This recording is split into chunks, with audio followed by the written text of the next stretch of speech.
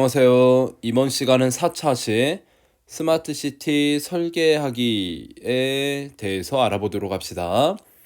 자, 여러분들 선생님이 전 시간에 배부했던 활동지 다 가지고 있겠죠?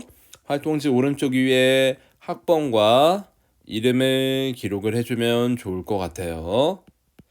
자, 스마트 시티라는 말은 뭐 들어본 친구도 있겠지만 대다수의 친구들이 좀 생소하게 느낄 거예요. 그래서 먼저 스마트 시티가 뭔지 알아보고 시작을 하도록 합시다. 자, 스마트 시티란 도시에 AI, 그다음에 IoT, 빅데이터 등의 신기술을 접목해서 각종 도시 문제를 해결하고요. 삶의 질을 개선할 수 있는 도시 모델을 가리킵니다. 자, 그러면 여기서 AI라는 용어가 좀 생소하죠. 자, AI라는 용어는 생소하겠지만 여러분들 인공지능이라는 말은 많이 들어봤죠. 자, 인공지능, 인공 말 그대로 인간이 만들어낸 거고요. 지능, 스스로 생각할 수 있는 능력을 가지고 있다는 거예요. 그래서 인공지능 대표적인 게 여러분들 몇 년 전에 한 바둑기사와 인공지능의 대결이 있었죠. 알파고라는. 그래서 여러분들 뉴스에서 워낙 많이 나와서 잘 알고 있을 거예요. 그래서 스스로 생각해서 바둑기사와 대결을 할 수 있을 만큼의 인공지능, 오히려 바둑기사보다 훨씬 더 뛰어난 결과를 보였죠. 그래서 이런 능력을 인공지능이라 얘기를 하고요. 우리가 흔히 얘기하는 컴퓨터와는 좀 다른 개념이죠. 그 다음에 두 번째, IoT라고 있는데요. 이건 이제 LOT나 뭐 숫자 1, 뭐 0T 이게 아니라 IoT라고 읽어야 돼요. 자, 우리말로 하면 사물 인터넷이라는 거고요.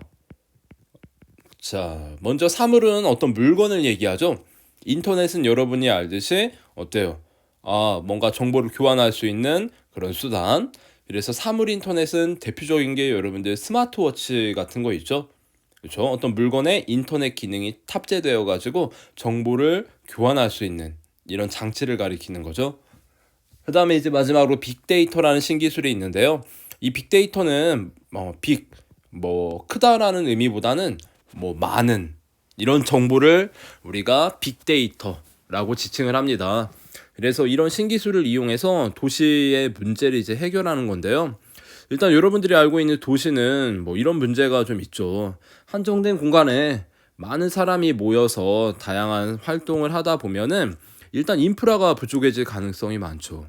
여기서 인프라는 여러 시설들을 가리킵니다. 그 다음에 시간이 지나면 자연스럽게 노후화가 진행이 될 거고요. 교통 문제도 일어날 수 있고요. 그 다음에 도시 내에서 에너지가 크게 소비되면서 부족한 현상도 있을 수 있고요. 그 다음에 환경오염이나 범죄, 재난 등 여러 문제가 발생을 할 수 있겠죠. 더더욱이 인구가 또 증가하고 도시가 커지다 보면은 다양한 문제로 인한 이 문제점들을 해결하려고 하는 뭔가 새로운 방안이 필요할 거예요. 그래서 이제 스마트 시티가 그런 새로운 대안으로 요즘 부각되고 있죠. 그러면 스마트 시티가 뭔지 그림을 통해 한번 살펴볼게요. 여러분들 활동지 그림은 이게 크지 않아서 좀 잘 안 보일 수도 있는데요. 지금 여러분들 보고 있는 컴퓨터 화면이나 아니면 스마트폰의 화면을 좀 키워가지고 보면 좋을 것 같아요. 자, 먼저 교통 분야도 살펴볼 수 있고요. 그 다음에 환경, 생활복지, 경제, 공공안전, 에너지 이 외에도 여러 분야들이 많이 있는데 대표적으로 이런 정도만 살펴보도록 할게요. 자, 먼저 교통, 스마트 파킹. 여러분들 주차장, 여러분들이 직접 운전을 하지 않으니까 주차장이 어디 있는지, 주차 공간이 얼마나 넉넉한지 크게 지금은 관심이 있지는 않을 거예요. 근데 여러분 부모님이나 주변에 이제 어른들 운전하시는 분들 보면은 어디에 주차해야 될지 이렇게 고민하거나 이렇게 어려움을 겪는 경우가 굉장히 많아요. 그래서 스마트 바꿔 말하면은 훨씬 더 이렇게 깔끔하고 뭔가 이렇게 빈 공간을 알아서 찾아주고 이런 기능을 우리가 알아낼 수 있다면 좋겠죠. 그 다음에 자율주행에 관련된 내용도 있고요. 그 다음에 교통 체계에서도 여러분들 신호등에 있는 신호들이 서로 이제 유기적으로 이렇게 연결 지어 가지고 어느 막히는 구간에서는 조금 더 빠르게 차가 이동시킬 수 있게 하고요. 그다음에 좀 소통이 덜한 구간에서는 교통 신호를 유연하게 이렇게 바꿔줄 수 있는 기능도 있으면 좋겠죠. 그다음에 여러 가지 모빌리티, 그러니까 자동차에 대한 뭐 서비스, 뭐 수리라든지 이런 시스템도 갖춰지면 굉장히 좋을 것 같습니다. 그다음에 스마트 시티에서는 환경 문제도 굉장히 중요시 여기는데요. 뭐 상수, 그러니까 뭐 상수도 하수도 이런 물과 관련된 시스템도 조절을 할 수 있고요. 그다음에 대기 오염과 관련된 내용도 살펴볼 수 있고요. 그다음에 도시에서 발생하는 여러 가지 쓰레기 문제도 해결하는 데 이용할 수 있고요. 그다음에 수자원을 효율적으로 관리하는 데 사용할 수도 있고요. 그다음에 스마트 시티에서는 또 공공안전, 뭐 여러 가지 사고라든지 범죄가 잘 발생할 만한 곳을 이렇게 사전에 파악해서 조치할 수도 있고요. 그다음에 도시에 발생할 수 있는 여러 가지 재해 재난, 뭐 갑자기 비가 많이 온다든지 아니면 지진이 발생한다든지 이런 여러 가지 시스템 자연 시스템상의 문제들을 예측하고 대응할 수도 있고요. 그다음에 여러 가지 시설물을 통합적으로 관리할 수 있을 거예요. 그다음에 에너지 측면에서도 스마트 에너지 관리라고 나와 있는데요. 좀 낭비되는 에너지가 발생하지 않도록 뭐 빌딩이라든지 여러 가지 시설물들을 효율적으로 관리할 수 있고요. 스마트 그리드라는 거는 아마 처음 들어봤을 텐데 도시의 전력을 효율적으로 관리하겠다 하는 용어를 지칭합니다. 자, 넘어가서 경제 분야에서도요. 디지털 마켓플레이스, 그다음에 클라우드 소싱 포털이라고 나와 있는데 이 클라우드 소싱 포털은 아마 처음 들어본 친구가 대부분일 거예요. 그러니까 우리가 기업에서 어떤 뭔가 프로그램을 운영할 때 소비자도 이제 그 프로그램에 같이 참여해서 활동하는 그런 거를 이제 클라우드 소싱이라고 하는데요. 뭐 이런 것도 있고요.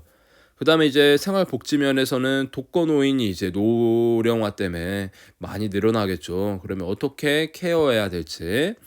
그다음에 뭐 스마트홈 네트워크라든지 아니면 몸이 불편하신 분들의 이동이라든지 거주에 대한 문제를 또 보장을 할 수가 있겠죠. 그래서 지금 몇몇 가지만 살펴봤는데 여러분이 알고 있는 바들이 여기 또 상당히 많이 있죠.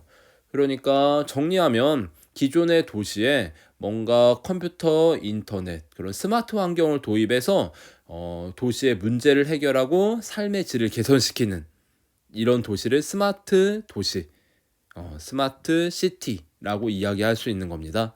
자, 그래서 이제 오늘 우리가 할 주된 활동은 이제 우리 지역을 스마트 시티로 한번 만들어 보는 거예요. 그러려면 일단 우리 지역을 분석을 해야겠죠. 자, 우리가 살고 있는 파주, 그 중에서도 문산에 대해서 한번 알아봅시다.